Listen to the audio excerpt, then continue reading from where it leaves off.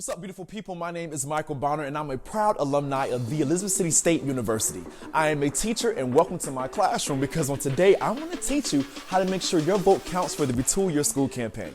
Let's go.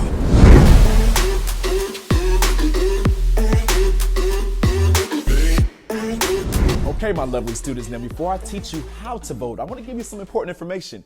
First, you must know your school hashtag. You can find this information on the website at www.retoolyourschool.com.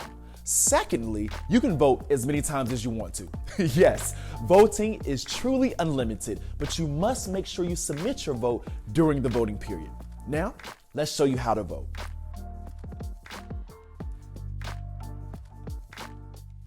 First, which is the most simplistic and easiest way to vote, is that you can go to www.retoolyourschool.com on any device and cast your vote for your favorite HBCU.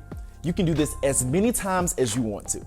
Now on Instagram, you can use your school's designated hashtag on any original post caption or an original story.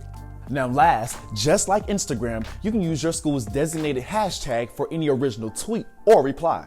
You can also vote for schools as well by adding their hashtag to the tweet. Now, if you quote a tweet and add your school's hashtag, that too counts as a vote. Now, on today in my lesson, I've taught you 3 ways that you can vote by either going to www.retoolyourschool.com, you can use Instagram to vote, or you can use Twitter. But now, let's talk about the things you need to avoid to ensure that your vote counts for your favorite HBCU. Now, we all know that people use social media differently, so if your Instagram or Twitter page is private, remember, you can still vote online by going to www.retoolyourschool.com. Next, please remember that putting your school hashtag in the comments section does not count as a vote. Also, no matter how many times you put your school's designated hashtag in a tweet or caption, it will only count as 1 vote.